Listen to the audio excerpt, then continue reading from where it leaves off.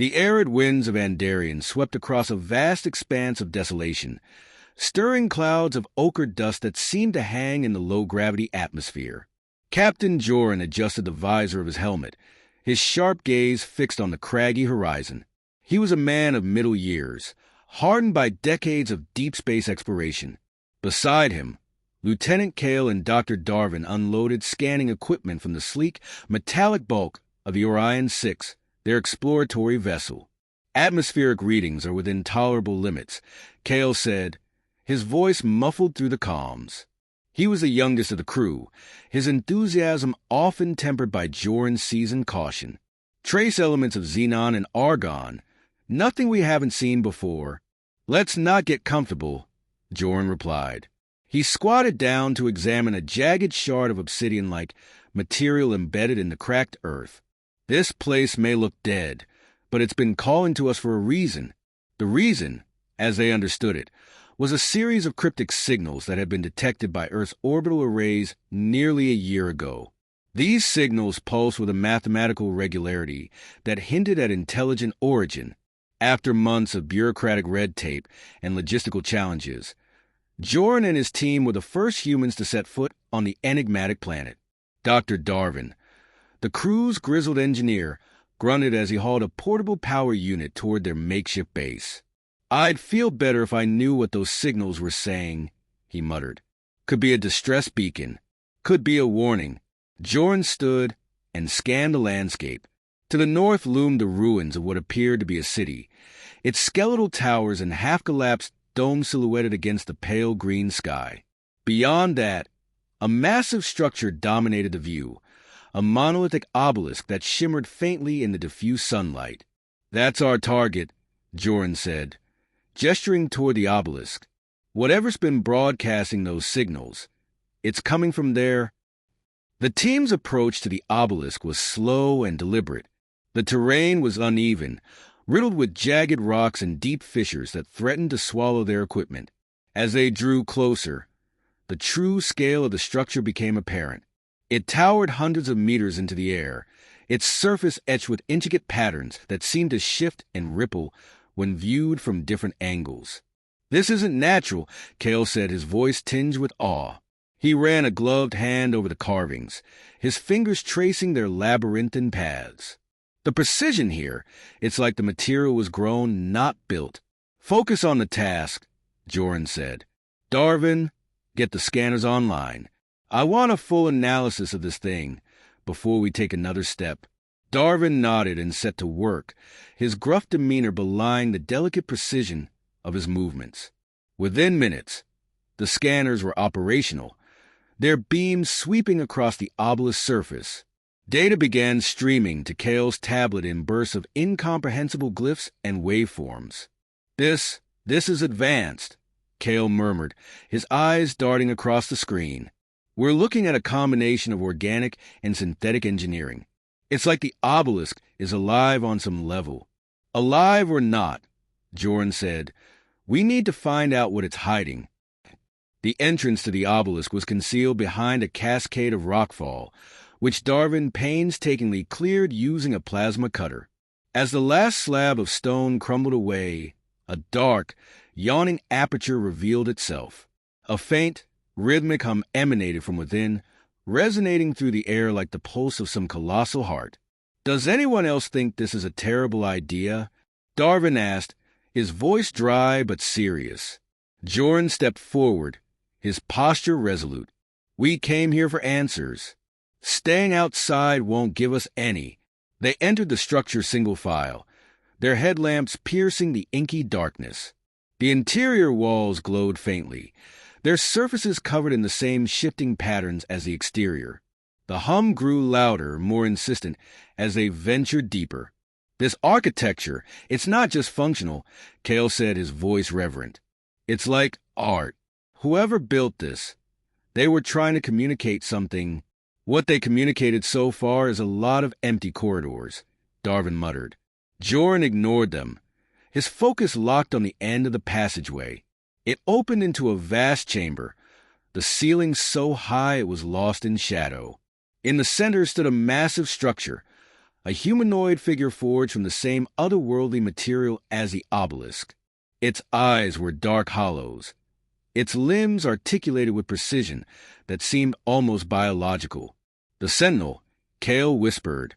Joran approached cautiously, his every step echoing in the cavernous space.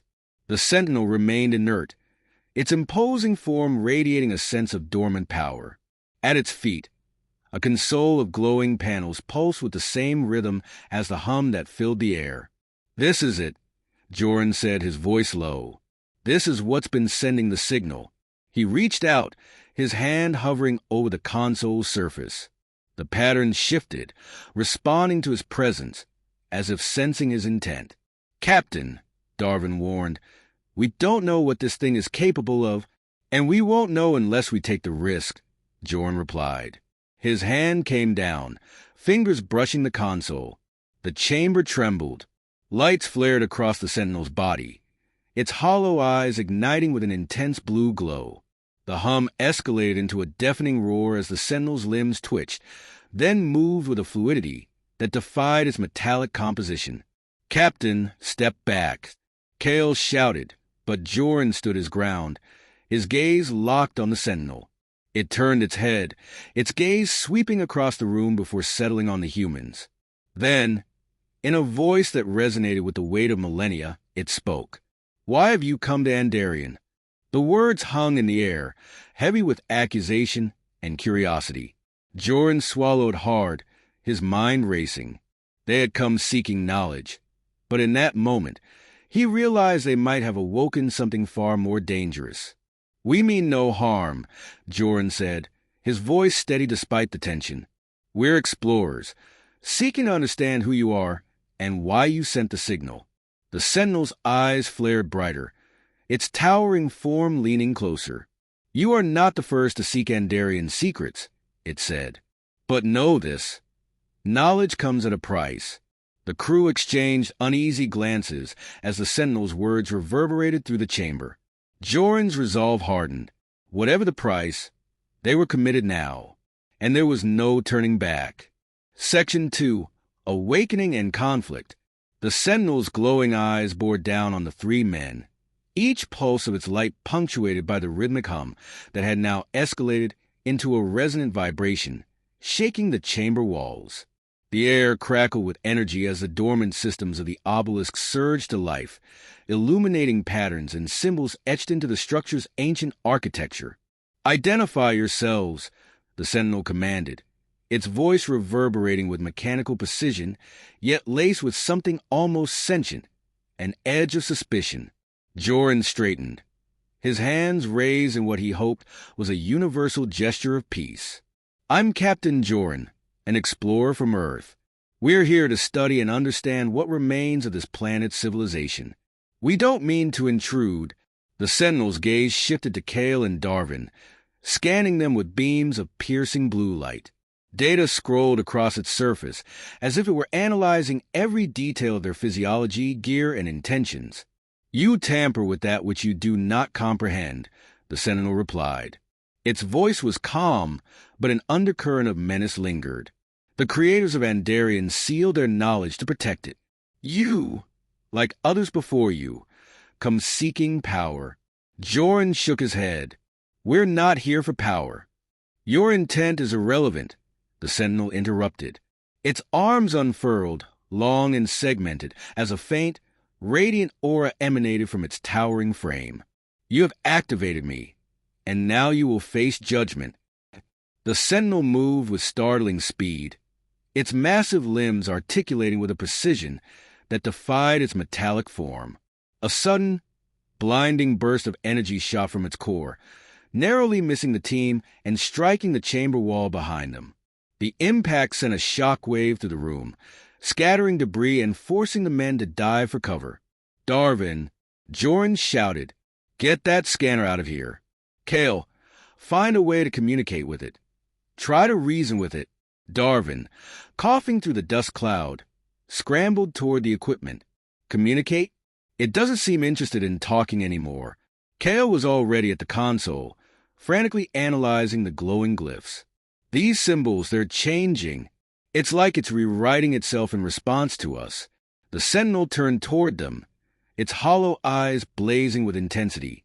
"You will not desecrate the legacy of Andarian," it intoned, raising one massive arm as a shield of light materialized around it.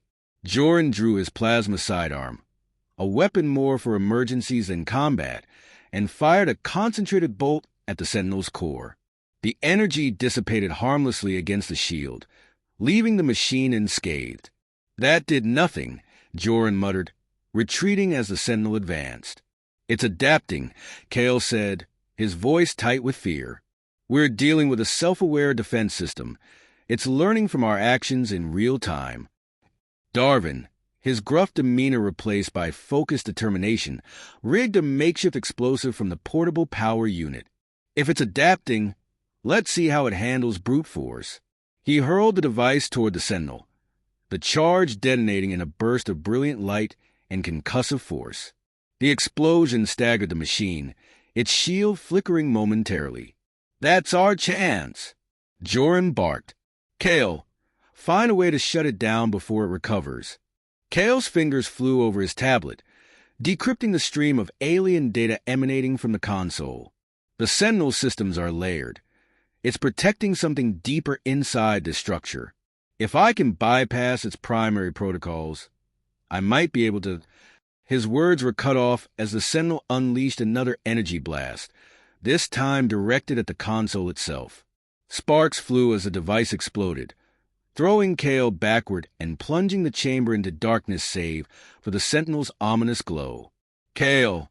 Joran shouted, rushing to his fallen teammate. Kale groaned, dazed but alive, clutching his scorched arm. "I'm fine," Kale gasped, "but the console's gone. We're running out of options, Captain." The Sentinel began to emit a low, rhythmic sound, a pulsating vibration that resonated deep in the bones. The chamber walls shimmered, and from the darkness emerged smaller constructs, spider-like drones that skittered toward the men with mechanical precision. "Fantastic," Darvin muttered, unslinging his heavy-duty plasma cutter. "More of them." The drones advanced, their sleek frames glinting in the Sentinel's light. Darvin swung the cutter in an arc, slicing through the nearest construct. It exploded in a shower of sparks, but the remaining drones pressed forward, their sharp appendages striking with unnerving accuracy. Joran fired at the approaching swarm, each shot precise but barely slowing their advance. "We need to fall back," he ordered. "We can't hold this position." "And go where?" Darvin shouted, blasting another drone apart. "We're boxed in." Kale, clutching his injured arm, scanned the room. His eyes settled on a faintly glowing panel embedded in the far wall. "There!" he shouted. "That might be a secondary access point. If I can reach it, I might be able to disrupt the Sentinel's link to these drones." Joran nodded. "Darvin, cover him.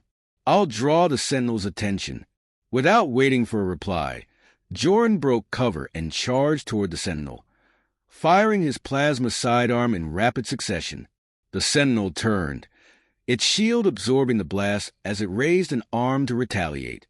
"You're making a mistake," Joran yelled, his voice echoing through the chamber. "We're not here to desecrate anything. We just want to understand." The Sentinel paused, its glowing eyes dimming slightly. "Understanding comes with responsibility," it said. "You are unworthy of the burden." Meanwhile, Kale reached the glowing panel, his fingers trembling as he interfaced with its alien controls. The glyphs shifted rapidly, their meaning elusive, but he recognized patterns similar to those he'd studied earlier. Come on," he muttered, inputting commands in a desperate attempt to override the Sentinel systems. Darvin stood guard, blasting drones as they closed in. "Whatever you're doing, Kale, do it faster." Finally, with a chime that echoed through the chamber, the panel responded. The drones froze mid-motion, their limbs twitching spasmodically before collapsing lifelessly to the ground. The Sentinel staggered, its movements slowing as its aura flickered. Joran seized the opportunity, stepping closer. "You don't have to fight us," he said. "We're not enemies." The Sentinel's gaze focused on him, its voice tinged with something almost like regret. "You've passed the first trial, but the secrets of Andarian will not yield easily." With that, the Sentinel ceased its assault, its towering frame becoming still. The chamber's hum quieted, leaving the team in an uneasy silence. Joran glanced at his battered crew, their faces etched with exhaustion. "If this is just the first trial," he said grimly, "we'd better prepare for what's next." And though the Sentinel stood dormant once more, its warning echoed in their minds, a harbinger of the challenges yet to come.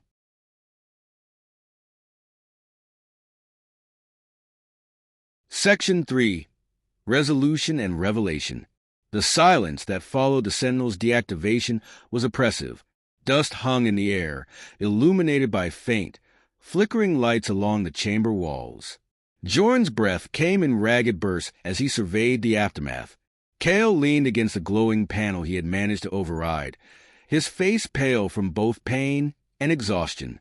Darvin stood nearby, gripping his plasma cutter tightly, his knuckles white. "Everyone accounted for?" Joran asked, his voice steady despite the chaos that had unfolded moments ago. Kale gave a weak nod. "Still standing, Captain, though I wouldn't call it my best day." Darvin exhaled sharply. "I'd say we've had worse, but then I'd be lying." He gestured toward the Sentinel, now motionless but still exuding an air of ominous power. "What's our next move? That thing may not be done with us." Joran stepped toward the Sentinel, its towering form casting long shadows across the chamber. The intricate patterns etched into its surface seemed to shimmer faintly, as though still alive. "It said we'd passed the first trial," Joran murmured. "Whatever this place is guarding, it doesn't think we're ready yet." Kale pushed himself upright, grimacing as he clutched his injured arm. "This entire structure feels like a test," he said. "The Sentinel wasn't just attacking us. It was assessing us, pushing us to prove something." "Prove what?" Darvin asked, his tone skeptical. "That we're good at not dying." "Because I don't think it was impressed." Joran turned to the far end of the chamber, where a massive door had begun to glow faintly, its edges lined with the same shifting glyphs that adorned the Sentinel. "There's only one way to find out," he said. The door opened with a low, grinding rumble, revealing a corridor bathed in pale blue light. The air inside was colder, and the hum that had permeated the structure was now a steady, rhythmic pulse, like a heartbeat.